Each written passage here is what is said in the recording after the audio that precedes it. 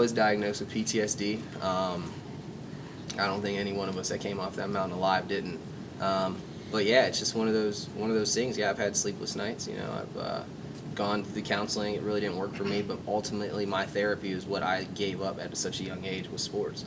And when I get in the weight room, when I get on the field, when I put those cleats on, it's one of those things that just kind of clears my mind and puts me at ease. And it's something I have back. And so my peace of mind, my nature, my well-being that I abandoned is back. So it's a good feeling. Have you thought about the fact that you'll be playing in a place called Memorial Stadium? Yeah, Scroll of Honor, the history here at Clemson. I mean, it all kind of ties in. I mean, I got a tattoo of a tiger when I was 19 for no reason, and it's kind of destiny now.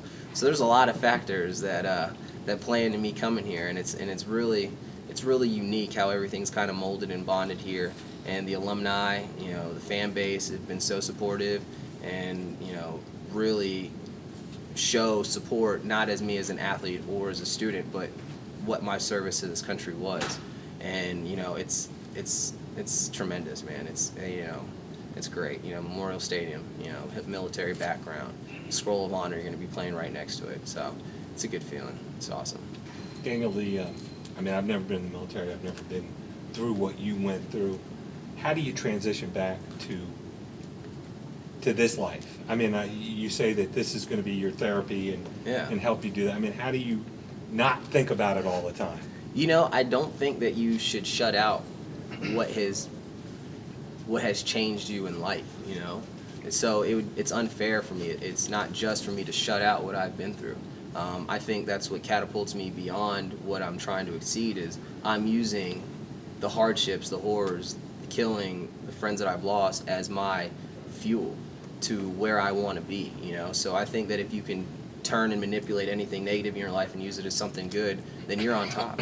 And that's what I've kind of taken into my own life is, yeah, I've been through some hard stuff. Yeah, I've seen some things. Yeah, I've had to do things, but transitioning back to a first world country that has McDonald's on every corner isn't as difficult as you think, So, just kind of one of those things that's my outlook, I was at places where I didn't have electricity. I didn't shower for 7 months.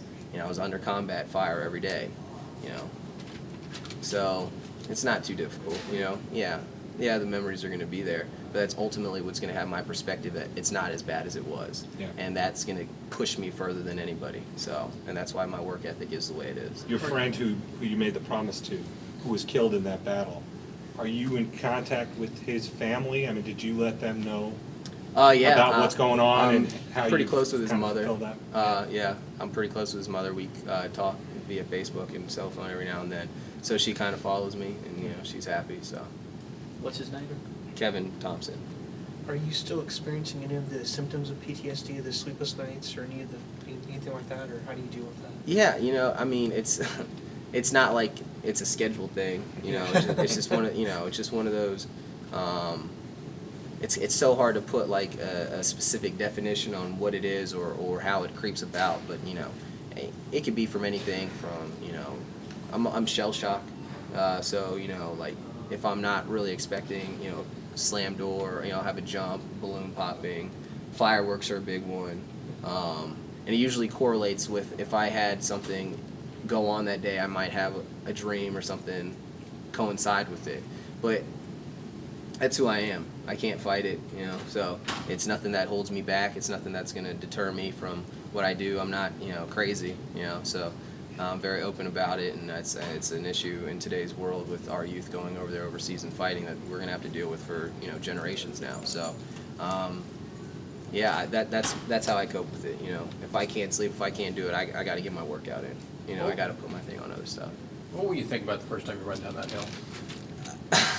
I try to put myself in that moment, and I don't know. I think that it will definitely kind of have almost a montage mindset, if you will, of just like the significant pieces of my life. My father passing away, my friends being killed, coming home from war, deploying to war, the countless hours that I, spent working out, the 140 miles I commuted through community college to try to obtain my associate's degree to transfer in, coming down to Clemson, not sure what was going to happen, writing letters to the NCAA, sitting here in Clemson taking classes and just waiting. And it's just like this whole build-up, this whole plot of what I've amounted to, I think will kind of be that almost explosion, if you will, when I come down that hill.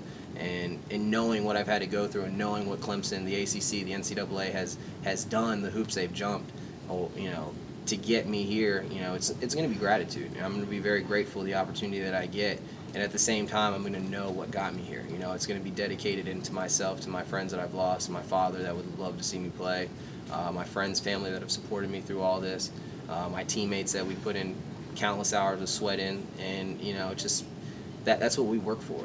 That's what I've been working for. So when I get that opportunity to come down that hill, it's going to be one of those things where it's just like I can have my closure almost. It'll be that first closure, and then for hopefully many more to come. So, but that first one will be special. How do you think your story is going to help in the locker room, especially during the adverse times?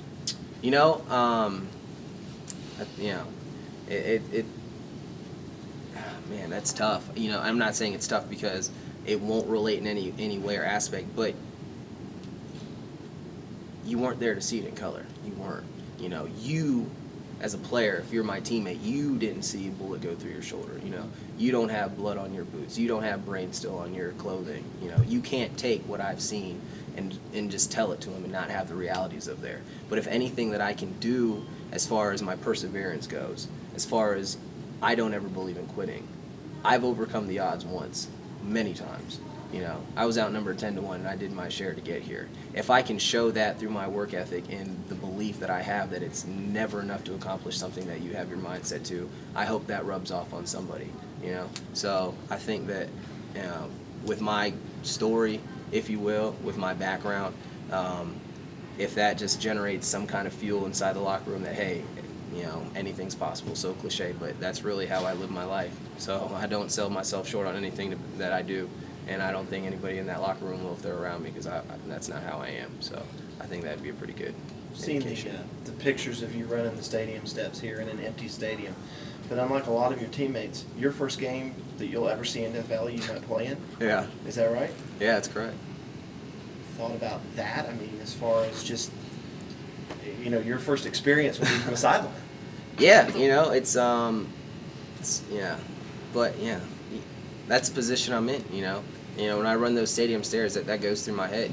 Like this is where so many fans are going to be sitting. This is where so many people that are going to support us as a team, as a university, are going to be sitting. I kind of take that into my advantage as far as running it. Putting myself where I could have been if I didn't push myself like I'm doing when I'm running those stairs. I run those stairs. I run the hills at the dikes. I do my sprints. I work out. I do that because I know that if I'm in those stands, I wouldn't be where I'm at on game day.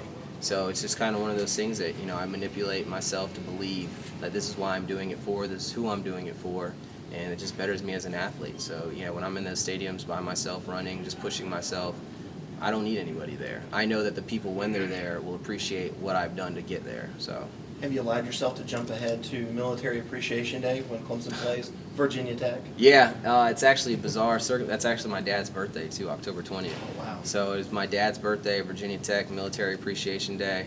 It's pretty, like I said, once again, things have aligned. They're pretty, significant. So, yeah, I've definitely put myself there. I mean, all my friends and family are Tech alumni, or not family, but friends and back home, So it's kind of like the South Carolina Clemson rivalry. We have Tech UVA. That's what we call it. So very split, but all of them are excited to come down and see me. Military Appreciation Day, my dad's birthday, the school I wanted to play for initially. So, yeah, I've kind of jumped ahead in my mind. I won't get too excited, but I've got a friend that plays Virginia Tech, so we text back and forth talking trash already. So, Is it a goal for you personally to make sure you're playing in that game and not just watching it from the sideline? honestly, that's an understatement. I plan on playing in every game. So, yes, I do. But I don't have one piece of doubt that I'm not going to get my way on the field somehow. That's just how I am. I didn't come here just for, looks and camera and media. I came here to play football. So, yeah, I plan on being on the field. So, Daniel, are you entering Clemson as a sophomore or junior? I'll be a rising sophomore. A rising junior, I'm sorry. What are you going to study here? I'm studying political science. And what would you like to do when you get out? Have you thought about that? No, I haven't. As far as with that degree, not really sure with it. Yeah. But as far as what a person, what I aspire to do, I'd like to start some kind of sports complex. You know, work with athletes, give back, kind of give insight.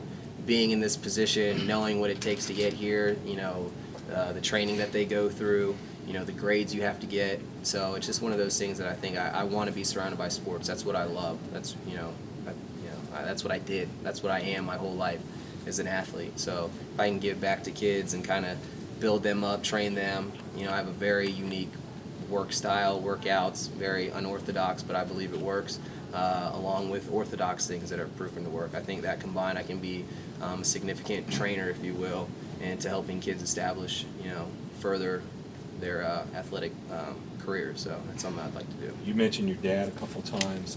What was his name and how long ago did he pass? Ray Rodriguez, and he died in 2006, June 2006. So you were overseas at the time? No, I was 4 days graduated from high school, Yeah. and then I left. After he died, I left about 2 weeks, 3 weeks later.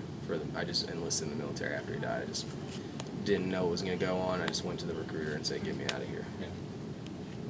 So you mentioned how you wished you would have sort of pursued the football dream Yeah. out of high school, and was that what sort of led you into the military and away from that?